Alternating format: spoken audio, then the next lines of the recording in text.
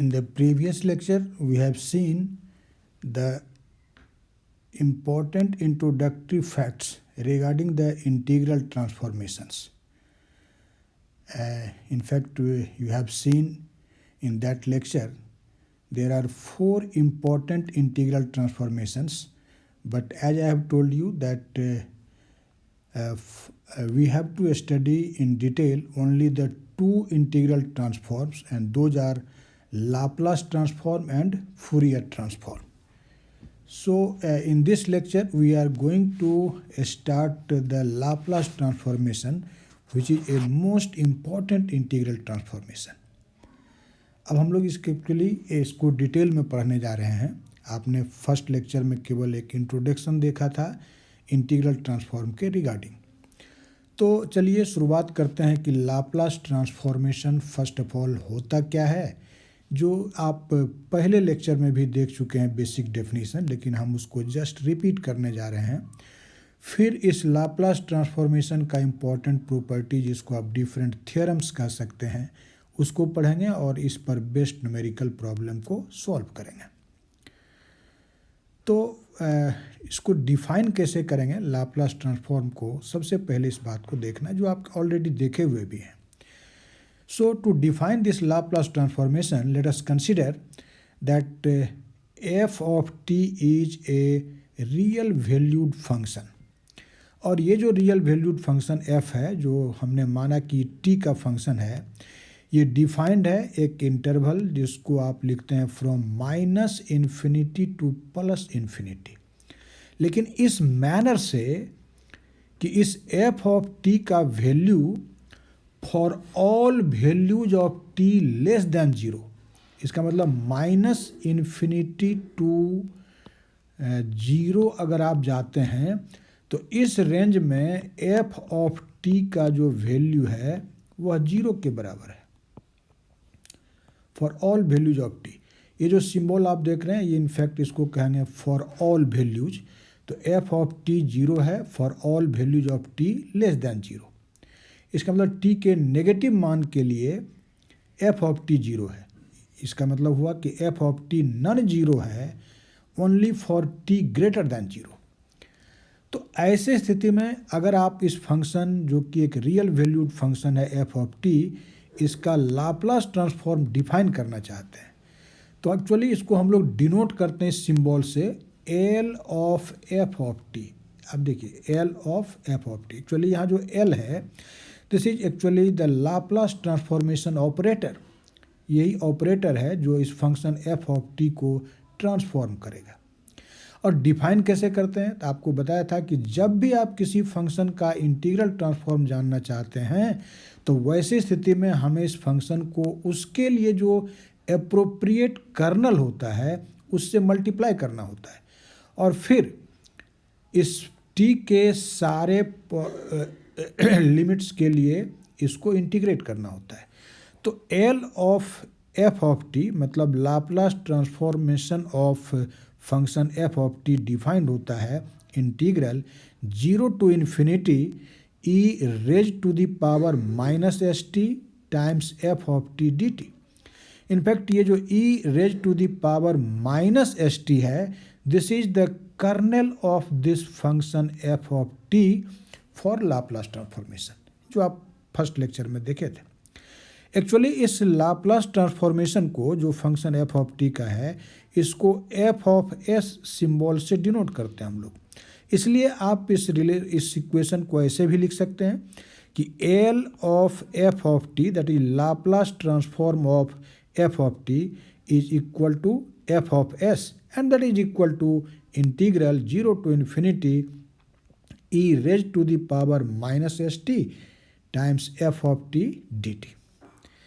This is actually the basic definition. जैसा हमने आपसे अभी कहा था कि ये जो L आप देखते हैं यह लाप्लास ट्रांसफॉर्मेशन ऑपरेटर है, और S एक पैरामीटर है जो कि रियल भी हो सकता है, कॉम्प्लेक्स नंबर भी हो सकता है. This is just a real number और a complex number. In fact in practice normally this S is real and positive. व्यवहार में अक्सर ऐसा होता है, लेकिन दिस मे बी कॉम्प्लेक्स.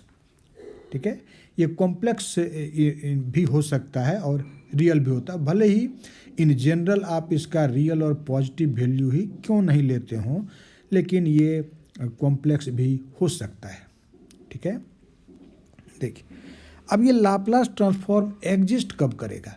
ध्यान से देखिए कि इक्वेशन ए में जो यह इंटीग्रल डिफाइंड है, जो एक्चुअली डिफाइन कर रहा है Laplace transform of function F of T को, लाप्लास ट्रांसफॉर्म तो तभी एग्जिस्ट करेगा या ये तभी डिफाइंड होगा जब इस इंटीग्रल का वैल्यू कोई डेफिनेट वैल्यू होगा, डिफाइंड वैल्यू होगा। इसका मतलब ये हुआ कि लाप्लास ट्रांसफॉर्म तब एग्जिस्ट करता है जब यह इंटीग्रल कन्वर्ज करेगा, भले ही लिमिट इन्फिनिटी तक है, लेकिन यह एक कन्वर्जेंट नेचर इसमें होना चाहिए। ऐसा नहीं कि यह इंटीग्रल डाइवर्ज कर जाए, उस समय आप कहेंगे कि लाप्लास ट्रांसफॉर्म एग्जिस्ट नहीं करता है। So definitely the Laplace transform will exist only when the integral defined in this equation A will converge for a particular value of S. S के किसी गिवन मान के लिए इसको कन्वर्ज करना चाहिए, एक्चुअली तभी आप कहते हैं कि लाप्लास ट्रांसफॉर्म एग्जिस्ट करता है। तो लाप्लास ट्रांसफॉर्म कैसे डिफाइंड होता है ये आपने देखा, ये एक्सप्रेशन आपको याद रखना होगा कि किसी भी फंक्शन एफ ऑफ टी का Laplace transform F of S से डिनोट करेंगे, और उसको जब भी डिफाइन करना होगा तो जिस फंक्शन का लाप्लास ट्रांसफॉर्म डिफाइन करना है, जैसे यहाँ इस कैपिटल एफ ऑफ टी का लाप्लास ट्रांसफॉर्म डिफाइन करना है, तो आपने क्या किया, उसको kernel e to the power minus S T से मल्टीप्लाई कर देंगे और फिर उसको इंटीग्रेट कर देंगे जीरो और इन्फिनिटी के बीच में। ये जो प्रोसेस है यही है Laplace transform of A given function को फाइंड आउट करने का। तो याद रखिए कि जिस किसी फंक्शन एफ ऑफ टी का लाप्लास ट्रांसफॉर्म जानना होगा, मान लो तुमको साइन टी का जानना है लाप्लास ट्रांसफॉर्म, तो क्या करेंगे, साइन टी को e to the power minus S T से मल्टीप्लाई कर देंगे और फिर जीरो टू इन्फिनिटी इंटीग्रेट कर देंगे। मान लीजिए आपको e to the power A T का लाप्लास ट्रांसफॉर्म जानना है, क्या करिएगा, e to the power A T को e to the power minus S T से मल्टीप्लाई कर देंगे और फिर उसको जीरो टू इन्फिनिटी इंटीग्रेट कर दें। इस तरह से आप उस गिवन फंक्शन का लाप्लास ट्रांसफॉर्म फाइंड आउट कर सकते हैं। जब प्रॉपर एग्जाम्पल हम लोग पढ़ेंगे तो ये आपको बिल्कुल क्लियर हो जाएगा, जैसा कि आप देखेंगे आगे के क्लासेज में। लेकिन अब हम पहले बात करने जा रहे हैं कि लाप्लास ट्रांसफॉर्म से रिलेटेड जो इम्पोर्टेंट थियरम्स है या जो डिफरेंट प्रॉपर्टीज है उसकी बात करने जा रहे हैं। जो पहला थ्योरम हम लोग सीखने जा रहे हैं that actually deals with the linearity property of this Laplace transform. Actually जो लाप्लास ट्रांसफॉर्म ऑपरेटर है वो एक लीनियर ऑपरेटर है, लीनियरिटी प्रॉपर्टी को सेटिस्फाई करता है। अब लीनियरिटी प्रॉपर्टी का मतलब क्या होता है, इस बात को इस स्टेटमेंट में आप देखिए। जैसे अगर सपोज कर लें कि f1 of s Laplace transform है एक फंक्शन इस कैपिटल f1 ऑफ t का, और उसी तरह से f2 of s this is the Laplace transform of a function f2 of t। f1s Laplace transform है f1 ऑफ t का और f2s लाप्लास ट्रांसफॉर्म है f2 ऑफ t का। ऐसी स्थिति में अगर आप f1 of t and f2 of t को किसी कांस्टेंट से मल्टीप्लाई कर देते हैं, फिर उसको ऐड करते हैं और इस सम का अगर लाप्लास ट्रांसफॉर्म निकालें, मतलब Laplace transform of c1 of f1t plus c2 of f2t, तो किसके बराबर होगा। तो थ्योरम कहता है कि this will be simply equal to constant c1 times Laplace transform of the first function that is l of f1 of t plus c2 Laplace transform of the second function that is c2 times l of f2 of t। Is it okay.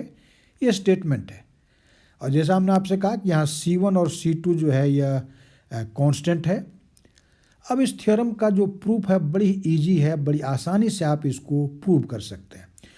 Proof से ज़्यादा important इस बात का है कि आप इसको याद रखिए कि जब भी हम किसी एक से ज़्यादा फंक्शन हमें दिया हुआ है और उसका हम लीनियर कॉम्बिनेशन बनाते हैं।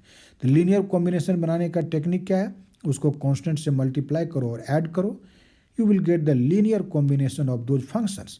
और उस लीनियर कॉम्बिनेशन ऑफ फंक्शन का अगर हम लाप्लास ट्रांसफॉर्म निकालेंगे तो इंडिविजुअल फंक्शन का जो लाप्लास ट्रांसफॉर्म होगा उसमें कोरस्पॉन्डिंग कांस्टेंट से मल्टीप्लाई करके ऐड कर देंगे, उसके बराबर होगा। ठीक है, इस बात को आसानी से प्रूव कर सकते हैं। जैसे आप को स्टेटमेंट ही कहता है कि f1s क्या है, तो this is Laplace transform of f1 of T. So L of f1 of T this is equal to f1 of s। लेकिन जस्ट आपने लाप्लास ट्रांसफॉर्म का डेफिनेशन पढ़ा है कि f1 ऑफ टी अगर हमारा फंक्शन है तो इसका लाप्लास ट्रांसफॉर्म होगा क्या? तो this will be integral 0 to infinity e raise to the power minus S T times f1 of T D T. ये आप सीख चुके हैं। ठीक इसी तरह से अगर f2 ऑफ s f2t का लाप्लास ट्रांसफॉर्म है तो हम f2 ऑफ s को लिखेंगे integral 0 to infinity e raise to the power minus S T times f2 of T D T. This is just definition of Laplace transform जो आपने just अभी पढ़ा है। तब ऐसी स्थिति में अब आप देखिए कि हमें अगर लाप्लास ट्रांसफॉर्म जानना है इस दोनों फंक्शन f1 ऑफ टी और f2 ऑफ टी के लीनियर कॉम्बिनेशन का, तो कैस वह क्या होगा, या हमको जो प्रूव करना है रिजल्ट उसको आप देखिए कितना आसानी से वह प्रूव हो जाता है। तो now we have to find Laplace transform of c1 times f1 of T plus c2 times f2 of T. Actually c1 into f1 of T plus c2 into f2 of T, this is called linear combination of f1 of T and f2 of T. अब इस linear combination का Laplace transform हम जानने जा रहे हैं। अब just सोचिए कि जहां आप फंक्शन लेते थे f ऑफ टी डेफिनीशन में, उसके जगह पर हमारा फंक्शन है इतना के बराबर, नहीं जो हमने अंडरलाइन किया। तो डेफिनीशन जो लाप्लास ट्रांसफॉर्म का है उसके आधार पर अगर इसको डिफाइन करें तो क्या लिखेंगे?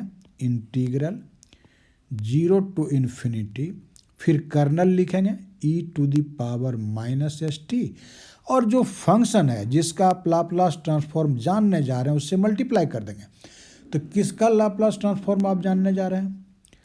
तो c1 into f1 of T plus c2 into f2 of T, इसी का तो हम लाप्लास ट्रांसफॉर्म जानने जा रहे हैं। तो कर्नल से इसको मल्टीप्लाई किया e to the power minus S T से, और फिर उसको 0 टू इन्फिनिटी इंटीग्रेट कर देंगे।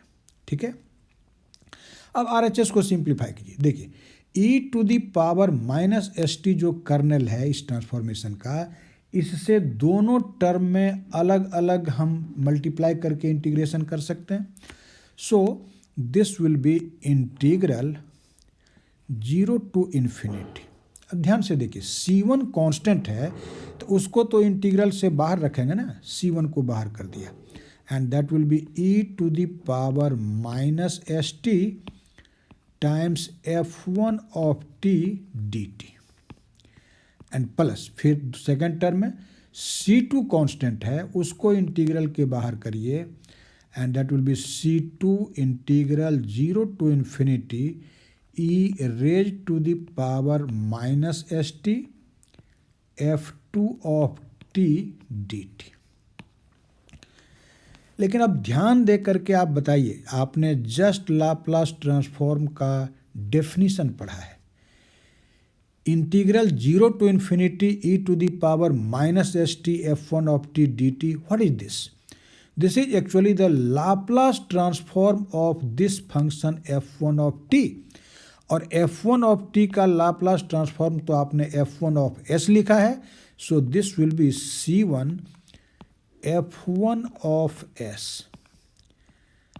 और फिर इस दूसरे इंटीग्रल को देखिए integral 0 to infinity e to the power minus st f2 of t. What is this?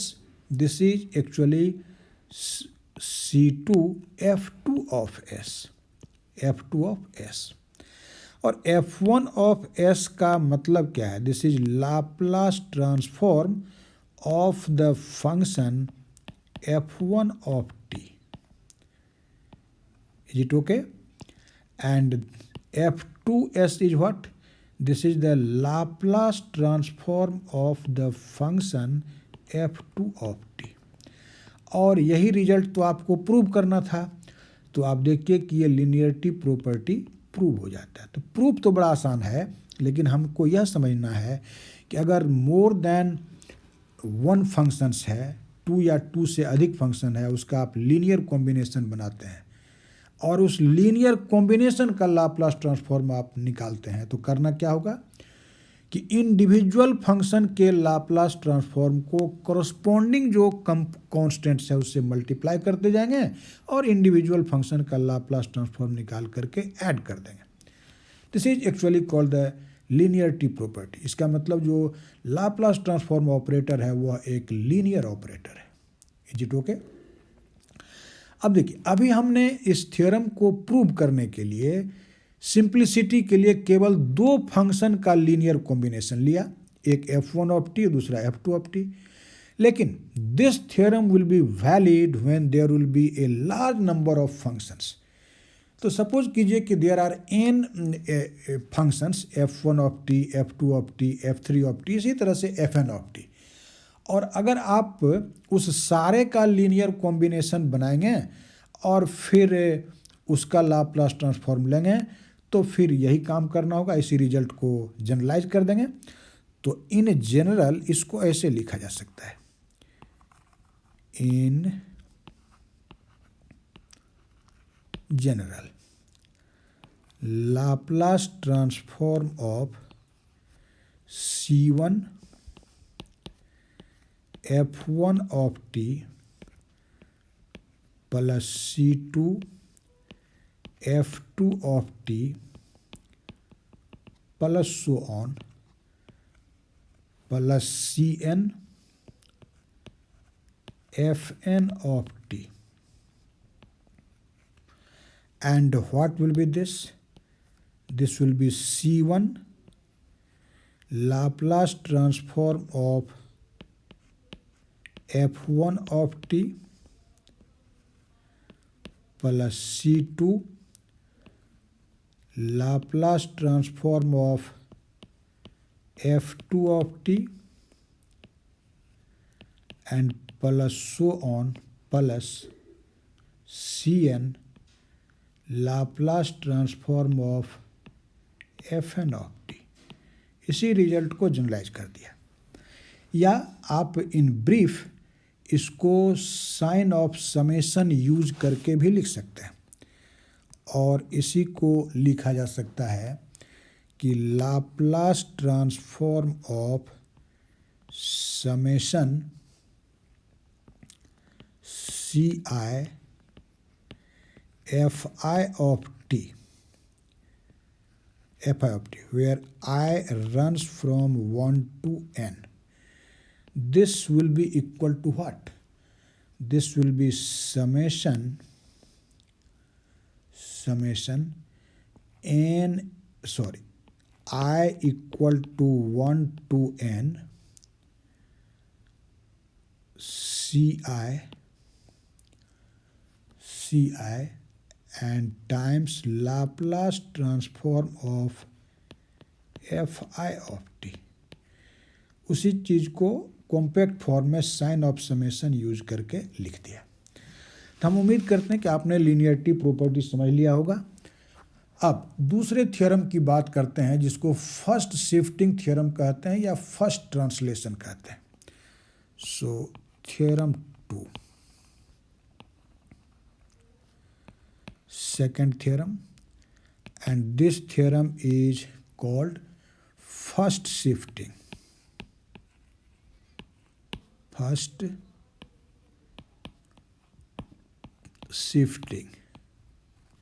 या इसी को आप फर्स्ट ट्रांसलेशन भी बोल सकते हैं, फर्स्ट ट्रांसलेशन, फर्स्ट शिफ्टिंग और फर्स्ट ट्रांसलेशन। अब देखिए फर्स्ट ऑफ ऑल फिर इसके स्टेटमेंट को हम लोग देखेंगे और तब उसको आप लाप्लास ट्रांसफॉर्म का जस्ट डेफिनीशन यूज करते हुए प्रूव करेंगे। देखिए ये थ्योरम का स्टेटमेंट क्या कहते हैं, कहता है कि अगर सपोज करिए कि if Laplace transform of function F of T is equal to F of S, then अगर एफ ऑफ टी का Laplace transform F of S है तो ऐसी स्थिति में Laplace transform of E raise to the power A T times F of T, अगर F of T को E to the power A T से multiply कर दिया जाए और उसका लाप्लास ट्रांसफॉर्म आप फाइंड आउट करेंगे तो that will be equal to F of S minus A, S minus A. बात समझ में आ रही है कि एफ ऑफ टी का लाप्लास ट्रांसफॉर्म अगर एफ ऑफ एस है तो E raise to the power A T times F of T का लाप्लास ट्रांसफॉर्म क्या होगा, F of S minus A होगा। अब देखिए इसको हम लोग फर्स्ट शिफ्टिंग कहते हैं कि जो E to the power A T से मल्टीप्लाई करने के बाद फंक्शन एफ टी में लाप्लास ट्रांसफॉर्म शिफ्ट कर जाता है ए से, एफ ऑफ एस के जगह पर एफ ऑफ एस माइनस ए हो गया। अब बड़ी आसानी से आप जस्ट लाप्लास ट्रांसफॉर्म का डेफिनीशन यूज करते हुए इस थ्योरम को प्रूव कर सकते हैं। ठीक है, तो देखिए from definition, from definition of Laplace transform आप जानते हैं कि L of F of T it means Laplace transform of F of T, जिसको आप एफ ऑफ एस लिखते हैं, जो स्टेटमेंट में लिखा हुआ है कि एफ ऑफ टी का लाप्लास ट्रांसफॉर्म है एफ ऑफ एस, और डेफिनीशन कहता है कि this F of S will be what, this is integral 0 to infinity E raise to the power minus S T times F of T D T. This is just definition. अब हमको अब जानना है कि Laplace transform of E to the power A T times F of T क्या होगा, इसका Laplace transform आपको जानना है। तो आप जस्ट डेफिनीशन अप्लाई करिए, फंक्शन बदल गया, एफ ऑफ टी के जगह पर अब E to the power A T into F of T है। तो देयरफॉर अगर हम उसी डेफिनीशन को यूज करें, Laplace transform of E to the power A T times F of T, तो ध्यान से देखिए जहाँ पर डेफिनीशन में केवल फंक्शन एफ ऑफ टी था, वहाँ फंक्शन के जगह पर अब है E to the power A T into F of T. तो वही डेफिनीशन क्या करेंगे, इंटीग्रल 0 टू इन्फिनिटी, कर्नल लेंगे E to the power minus S T, अब मल्टीप्लाई करेंगे उस फंक्शन से जिसका लाप्लास ट्रांसफॉर्म हमको जानना है। किसका जानना है, तो E to the power A T into F of T का, तो आप इससे मल्टीप्लाई कर दीजिए। So this will be E to the power A T into F of T D T. Is it okay? Now अब इस दोनों exponential term को कंबाइन करके लिखिए। आप लिख सकते हैं इसको 0 integral 0 to infinity E to the power minus S minus A into T F of T D T. लिख सकते हैं कि नहीं? आसानी से आप इसको लिख सकते हैं। ध्यान से देखिए, माइनस कॉमन ले लिया इसलिए माइनस एस हुआ और minus minus plus, that is a हो जाएगा प्लस।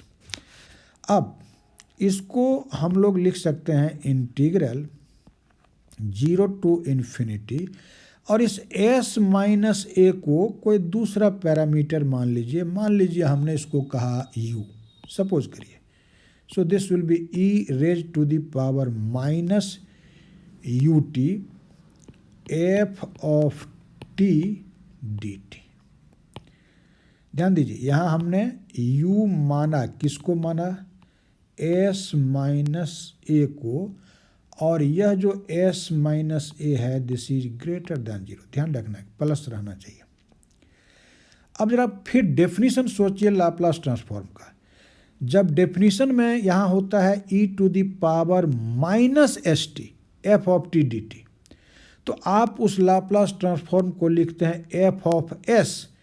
एस के जगह पर अभी क्या है? u है। तो जस्ट सिंबॉलिकली इस लाप्लास ट्रांसफॉर्म को हम क्या लिख सकते हैं? This can be written as F of U. S के जगह पर u आ गया, लेकिन u आपने माना किसे? u तो आपने s माइनस ए को माना है। इसका मतलब this is nothing, this is simply F of s minus A, और यही तो प्रूव करना था। तो फाइनली आप कह सकते हैं कि Laplace transform of e to the power A T into F of T किसके बराबर हो गया? तो F of S minus A के बराबर हो गया। ठीक है, जस्ट इसी रिजल्ट के आधार पर सोचिए। अगर हमें ठीक इसी तरह से हमें लाप्लास ट्रांसफॉर्म जानना हो e to the power minus A T into F of T का ना, तो क्या हो जाएगा? L of e to the power minus A T into F of T. By the way, अगर इसका लाप्लास ट्रांसफॉर्म बताना है तो आप ध्यान से देखिए, जहाँ ऊपर वाले रिजल्ट में a है, अब हमारे इस रिजल्ट में, इस इक्वेशन में वहाँ माइनस ए है, तो क्या करना है?